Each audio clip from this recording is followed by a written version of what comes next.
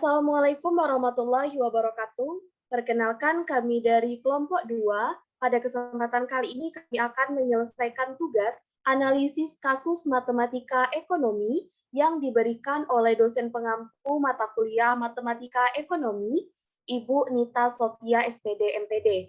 Pada materi kali ini kami akan menyelesaikan tentang penggolongan fixed cost dan variable cost. Belum jelas apakah pesawat NC212 produksi PT Dirgantara Indonesia sudah mencapai BEP. Baiklah, sebelumnya perkenalkan saya Nindi Armelia Putri sebagai perwakilan dari moderator kelompok 2 dengan NIM 21053168 beserta rekan saya Ayu Sulaiman Nasution dengan NIM 21053131 dan Lutfi Delvian dengan NIM 21053153 beserta Yulia Naila dengan NIM 21053171. Baik, langsung saja di sini kami akan membahas analisis dan jawabannya. Pada soal pertama akan disampaikan oleh rekan saya Yulia Nafila tentang pertanyaan apa penyebab utama terjadinya kerugian pada PT Dirgantara Indonesia. Kepada Yulia saya persilakan. Ya, baik. Terima kasih kepada moderator. Saya akan menjawab pertanyaan, apa penyebab utama terjadinya kerugian pada PT Dirgantara Indonesia? Jawabannya yaitu, di Indonesia, kegiatan industri adalah kegiatan yang paling dominan terlaksana, di mana terdapat banyak perusahaan industri yang ada di Indonesia. Salah satunya adalah industri pesawat terbang. Salah satu contohnya yaitu PT Dirgantara Indonesia atau PT DI, yang merupakan salah satu badan usaha milik negara BUMN. PT Dirgantara Indonesia merupakan salah satu aset penting bagi negara Indonesia yang diharapkan akan menjadi primadona ekspor non-migas pada masa selanjutnya. Namun, adapun kekurangan terhadap PT Dirgantara Indonesia ini, di mana ia belum mampu mengelola keuangannya dengan baik. Terlihat dari ketidakmampuan PT Dirgantara menggolongkan biaya-biaya yang digunakannya selama proses produksi. Seperti mengelompokkan mana yang termasuk ke dalam biaya variabel atau variable cost maupun mengelompokkan mana yang termasuk ke dalam biaya tetap atau fixed cost. Hal ini terlihat pada tahun 2019. PT Dirgantara Indonesia belum mengklasifikasikan secara detail dan terperinci mengenai laporan keuangannya, terutama pada klasifikasi jenis biaya yang digunakan. Akibat dari masalah ini, yaitu perusahaan Dirgantara akan kesulitan mencari tahu beberapa titik impas atau break-even point perusahaan yang berguna bagi perusahaan itu sendiri untuk melihat dan meninjau sejauh mana gambaran keuangan yang telah diperoleh atau dikeluarkan oleh perusahaan itu, apakah ia mendapatkan keuntungan atau laba, ataupun malah mendapat kerugian. Salah satu jenis produk yang dihasilkan oleh PT Dirgantara Indonesia adalah pesawat jenis NC212, di mana pesawat ini merupakan transportasi udara yang digunakan untuk menampung angkatan dan keperluan militer serta penumpang sipil.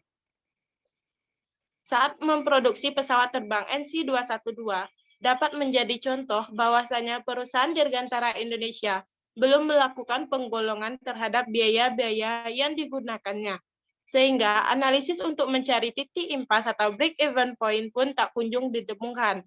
Dan hal itu bisa berdampak pada kerugian yang akan dialami oleh PT Dirgantara Indonesia. Sebab kejelasan laporan keuangan sangat berguna bagi keberlangsungan operasional PT Dirgantara Indonesia tersebut yang berguna juga untuknya di jangka waktu yang akan mendatang. Sekian. Baik, terima kasih saya ucapkan kepada rekan saya Yulia Nafila. Untuk pertanyaan kedua, bagaimana kondisi laporan keuangan PT Dirgantara Indonesia pada tahun 2019? Nah, pada pertanyaan kedua kali ini akan dijawab oleh rekan saya Ayu Sulaiman Nasution. Kepada Ayu, saya persilakan.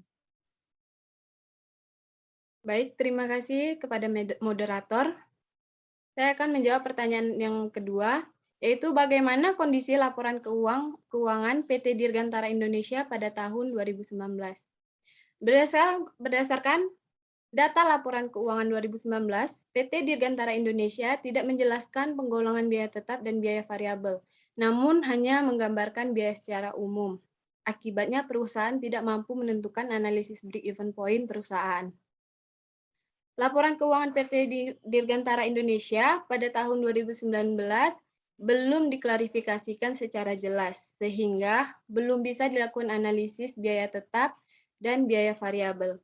Menurut Jubaidat, pada tahun 2020, apabila dilakukan klarifikasi terhadap biaya produksi atau fixed cost dan variable cost, maka break-even point dapat dianalisis. Adapun biaya tersebut jika dikelompokkan, yaitu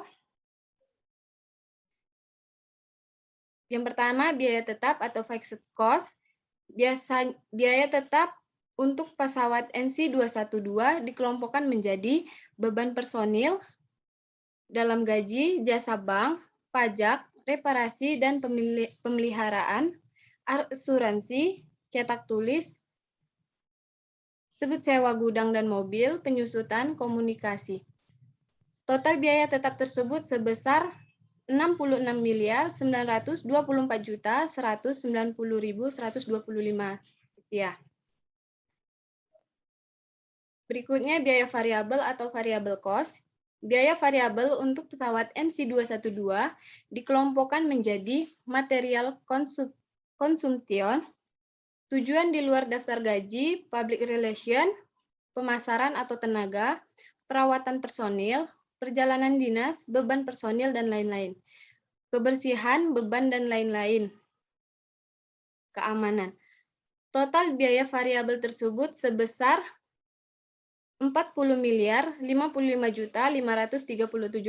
Sementara itu, volume penjualan pesawat NC212 pada tahun 2019 adalah 17 unit dengan harga per unit sebesar 150.235.469.356 rupiah.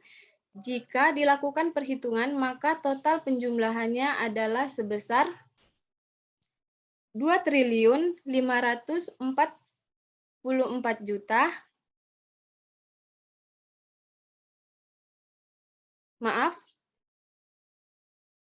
2.544.2.979.052 dengan presentasi biaya variabel. Adapun besarnya contribution margin ratio atau CM ratio adalah 100% dikurang 1,57% sama dengan 98,43% atau sebesar 2.513.955.132 maaf 2.513.905.132. Besarnya BEPRP adalah 67.991.659.174. Break even point Q adalah 0,6 unit, break even point persen adalah 26%.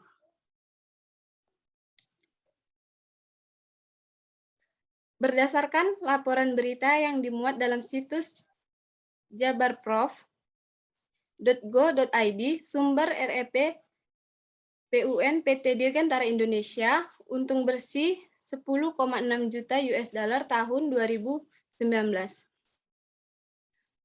Dalam rapat umum pemegang saham RUPS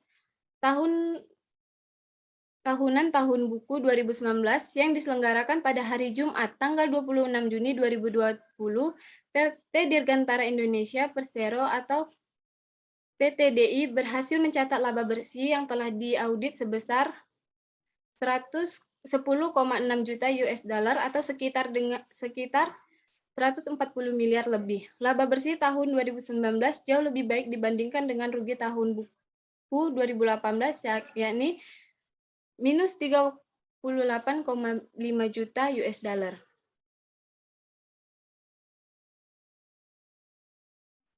Kinerja laba tahun buku 2019 dapat tercapai dengan baik karena adanya revenue dan cost manajemen yang optimal, sehingga PT Dirgantara Indonesia berhasil memperoleh peningkatan nilai kontrak pada tahun 2019 hingga sebesar 130,8 juta US dollar atau mencapai 104,74% terhadap perolehan kontrak pada tahun 2018 sebesar 124,19 US dollar. Selain itu, tercatat juga peningkatan nilai penjumlahan pada tahun 2019 sehingga sebesar 260,9 juta US dollar atau mencapai 114,57% terhadap nilai penjualan pada tahun 2018 sebesar 227,7 juta US dollar.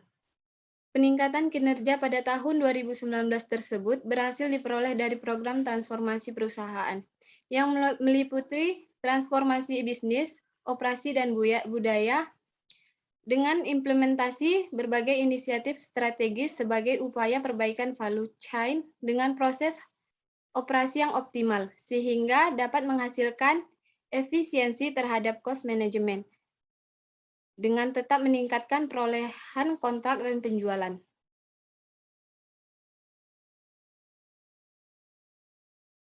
Berdasarkan laporan berita CNBN Indonesia sumber Ferry Sandy, dari rugi akhirnya PT Dirgantara Indonesia raup laba di 2019. Komisi 6 DPR mengadakan rapat dengan pendapat atau RDP bersama dengan BUMN Industri Strategis. Selain PT Pindad, PT INK, dan PT PAL, hadir juga BUMN yang memproduksi pesawat terbang, yakni PT Dirgantara Indonesia atau PT DI. Saat paparan, Rabu 12 Februari 2020 disebutkan PT Dirgantara Indonesia ternyata sudah mencatatkan laba bersih di 2019 kemarin. Padahal 2018 perseroan menderita kerugian sehingga 38,5 juta US dollar. Laba bersih PT Dirgantara Indonesia pada 2019 tercatat 10,5 juta US dollar. Laba bersih dipengaruhi oleh pendapatan perseroan yang naik hingga 259,7 juta US dollar. Pada 2019, PT Dirgantara Indonesia memiliki 4 pesawat CN235 dan 6 pesawat NC212. Di 2021, nanti perseroan berharap memiliki tambahan 2 pesawat CN235. PT Dirgantara Indonesia berkantor pusat di Jalan Pajajaran nomor 154 Bandung dan memiliki pabrik di Batu, Poron, Surabaya, dan Tasikmalaya.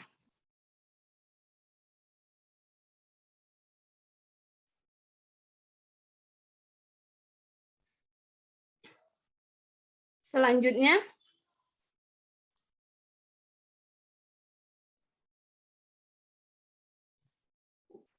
baik, terima kasih saya ucapkan kepada rekan saya Ayu Sulaiman yang telah menyampaikan jawaban pada pertanyaan kedua. Baik, pada soal ketiga, apa hubungan variabel dan fixed cost dengan BEP yang akan disampaikan oleh rekan saya Yulia Nafila? Kepada Yulia, saya persilakan. Baik, terima kasih moderator. Pertanyaan apa hubungan variabel dan fixed cost dengan BEP?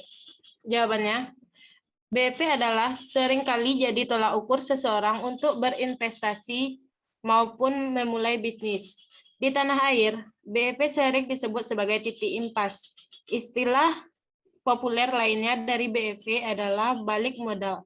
Meskipun dalam akuntansi balik modal sebenarnya diartikan dengan istilah return of investment, dikutip dari Bank Rate, BEP adalah titik impas yang mengacu pada jumlah pendapatan yang harus diperlukan untuk menutup total biaya yang sudah dikeluarkan dalam jangka waktu tertentu, baik biaya tetap maupun biaya variabel. BEP dianggap sebagai titik ketika pendapatan sudah sama persis dengan perkiraan total biaya, di mana kerugian perusahaan berakhir dan perusahaan tinggal mengumpulkan keuntungan. Sederhananya, BEP adalah ketika semua biaya yang dikeluarkan untuk operasi produksi bisa ditutupi oleh pendapatan dari penjualan produk. Cara menghitung BEP atau cara mencari BEP harus dihitung dari 4 komponen yang meliputi. Yang pertama, biaya tetap atau fixed cost, yaitu biaya yang harus tetap dikeluarkan perusahaan meskipun jumlah produksi berubah. Contohnya biaya gaji karyawan tetap, biaya sewa tempat, biaya penyusutan, bunga bank, dan sebagainya. Yang kedua, biaya variabel atau variable cost. Biaya yang besarnya proporsional sesuai dengan volume produksi. Misalnya biaya upah lembur, biaya bahan baku, BBM, dan sebagainya. Yang ketiga yaitu pendapatan atau revenue. Total dari uang yang diterima dari hasil penjualan. Yang keempat yaitu laba atau profit, adalah selisih antara total penghasilan dikurangi dengan biaya tetap dan biaya variabel. Dalam perhitungan akuntansi, BEP adalah digunakan untuk menemukan persamaan di mana biaya yang dikeluarkan untuk memproduksi barang sesuai dengan pendapatan yang didapat dalam satu periode. Rumus BEP per unit yaitu total biaya tetap didapat dari harga jual per unit produk dikurang biaya variabel setiap unit produk. Rumus BEP per rupiah yaitu total biaya tetap yang diperoleh dari 1 dikurang biaya variabel setiap unit produk atau harga jual per unit. Dengan penjelasan tersebut, kita dapat mengetahui hubungan variabel dan fixed cost dengan BEP bahwa variabel dan fixed cost merupakan salah satu cara dalam menentukan BEP atau break even point. Sekian.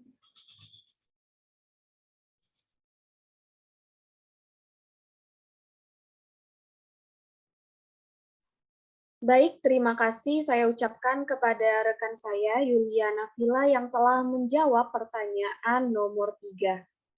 Kita lanjut ke pertanyaan nomor 4.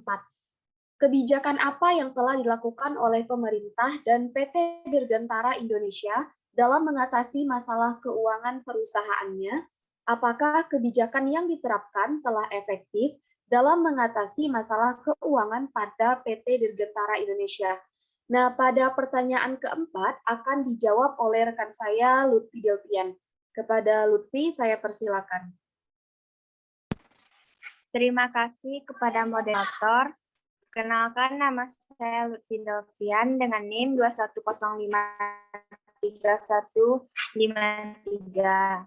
Di sini saya akan menjelaskan tentang kebijakan apa yang telah dilakukan oleh pemerintah dan PT Dirgantara Indonesia dalam mengatasi masalah keuangan perusahaannya, dan apakah kebijakan yang diterapkan tersebut telah efektif dalam mengatasi masalah keuangan pada PT Dirgantara Indonesia.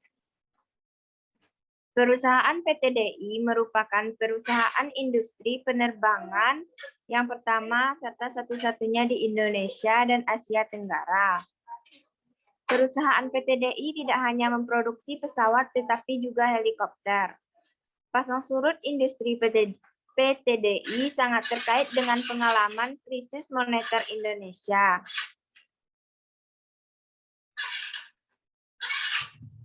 Dan harus diakui bahwa pengalaman krisis moneter tersebut yang membuat perekonomian Indonesia untuk meminjam dana pada IMF, konsekuensi dari pinjaman dana tersebut memaksa Indonesia untuk menandatangani letter of intent. Dampak buruk dari kesepakatan tersebut adalah dibatasinya modal pemerintah untuk membiayai industri pertahanan termasuk PT DI. Kondisi ini menyulitkan PT DI untuk melakukan pengembangan usaha dan bersaing dalam mengikuti dinamika industri. Di sini kebijakan yang diambil oleh PT DI dibagi dalam beberapa komponen. Saya akan menyebutkan sebagian dari komponen yang diambil untuk menyelesaikan permasalahan tersebut. Yang pertama yaitu dalam komponen lingkungan pengendalian. SPI memasukkan subkomponen integritas dan nilai-nilai etis dengan cara memberi pelatihan yang berkaitan dengan integritas dan nilai-nilai etis yang berlaku di PT Dirgantara Indonesia. Memberi kesempatan diskusi mengenai nilai-nilai etis yang dibahas pada karyawan baru melalui orientasi atau wawancara. Memastikan manajemen memonitor penyimpangan kebijakan atas integritas nilai-nilai etis dan mengambil tindakan tegas jika ada pelanggaran. Memastikan manajemen menyelidiki dan mendokumentasikan penyimpangan kebijakan atas integritas dan nilai-nilai etis yang terjadi. Selanjutnya, pada subkomponen komitmen pada kompetensi, SPI memberikan pelatihan agar karyawan mendapatkan kemampuan yang cukup dalam melaksanakan tugasnya. Memberikan pelatihan mengenai fungsinya jika karyawan dipindahkan ke bagian tugas yang lain. Memastikan manajemen memiliki pengalaman serta pengetahuan yang luas mengenai setiap fungsi yang ada dalam lini perusahaan. Memastikan karyawan yang memiliki kemampuan memadai dipertahankan secara efektif untuk melakukan tugasnya. Pada subkomponen partisipasi Dewan Komisaris dan Komite Audit, SPI mengikutsertakan Dewan Komisaris dalam melakukan pengawasan terhadap jalannya kegiatan entitas yang dikelola oleh manajemen. Memastikan Komite Audit berpartisipasi dalam melakukan pengawasan terhadap proses pelaporan keuangan oleh manajemen. Memastikan Komite Audit memberitahukan Dewan Komisaris mengenai permasalahan yang terjadi. Memastikan Dewan Direksi dan Komite Audit melakukan pemantauan dan evaluasi kinerja operasional perusahaan. Pada subkomponen filosofi dan gaya operasi manajemen, SPI memastikan bahwa manajemen telah menganalisis risiko serta potensi keuangan dan manajemen telah menetapkan target penjualan dan tingkat laba tidak terlalu besar.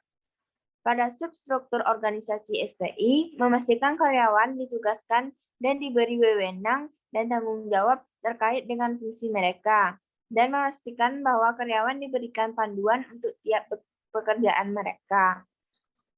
Yang terakhir yaitu pada subkomponen kebijakan perihal sumber daya manusia, SPI menetapkan dan melaksanakan standar untuk mempekerjakan orang yang paling berkualitas melalui tes dan track record, melakukan screening dan pemeriksaan track record yang ketat terhadap pelamar kerja, khususnya bagi posisi dengan akses ke aset rentan penyalahgunaan. Memberi pelatihan yang menjelaskan peran dan tanggung jawab karyawan baru terhadap perusahaan, mengevaluasi kinerja karyawan baru secara berkala, dan memberikan pelatihan sebagai penunjang kinerja karyawan ke depannya.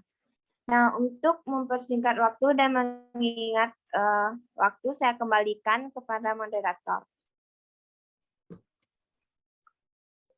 Baik, terima kasih saya ucapkan kepada rekan saya Lutfi Delvian. Untuk lebih lengkap dan jelasnya, di sini kami sudah menyampaikannya dalam bentuk jawaban pada PDF.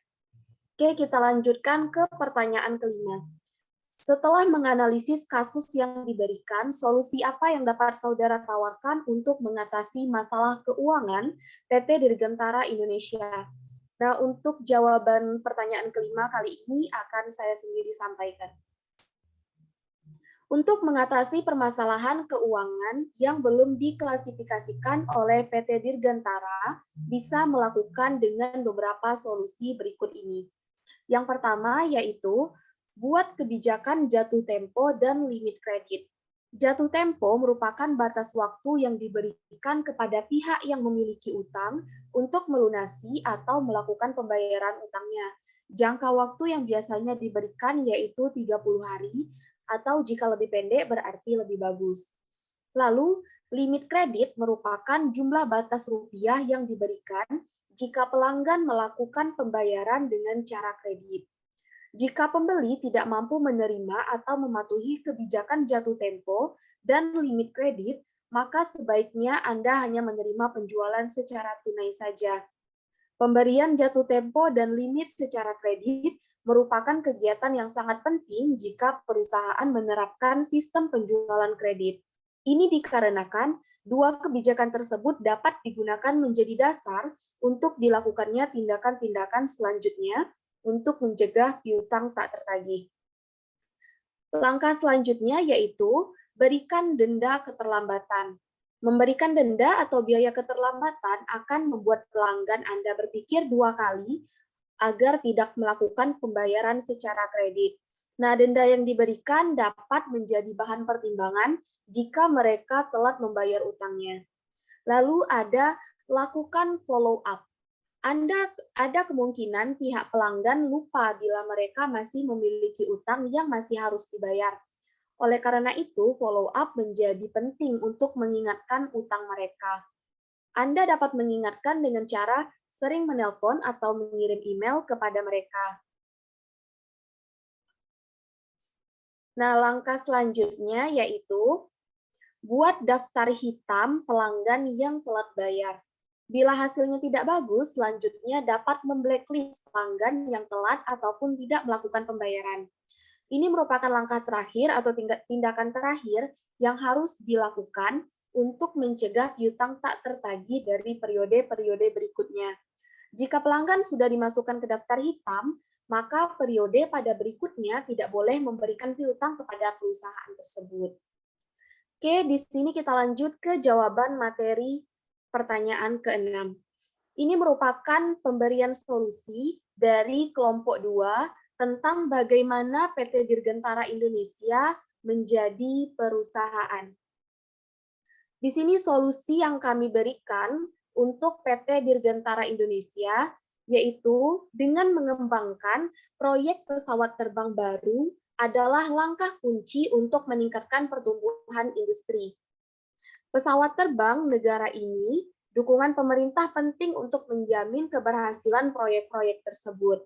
Misalnya, pemerintah selaku salah satu pemegang saham PT Dirgantara Indonesia bisa memberikan dukungan dana untuk membantu PT Dirgantara Indonesia mendapat sertifikat untuk pesawat M219 agar bisa mendapatkan sertifikat dari Otoritas Regulasi Penerbangan Internasional. Nah, melalui negosiasi tersebut, PT Dirgantara Indonesia diharapkan akan mendapatkan sertifikasi internasional untuk proyek N219-nya. Sementara itu, untuk proyek IF 10-KF 10, pemerintah harus memastikan negosiasi ulang dengan Korea Selatan berhasil. Pemerintah harus membujuk Korea Selatan untuk mensetujui hak kekayaan intelektual Indonesia atas pesawat dan menjamin alih teknologi ke Indonesia. Ini akan memberikan Indonesia kebebasan untuk memastikan jet tempur tersebut. Untuk mempromosikan industri penerbangannya, pemerintah juga perlu membangun ekosistem industri pesawat terbang untuk Indonesia. Nah, berikut itu adalah penyampaian solusi yang kami berikan dari kelompok 2 terhadap kasus PT Dirgantara Indonesia. Mungkin hanya demikianlah penyampaian presentasi materi analisis jawaban dari kasus PT Dirgantara Indonesia. Sekian yang dapat kami sampaikan.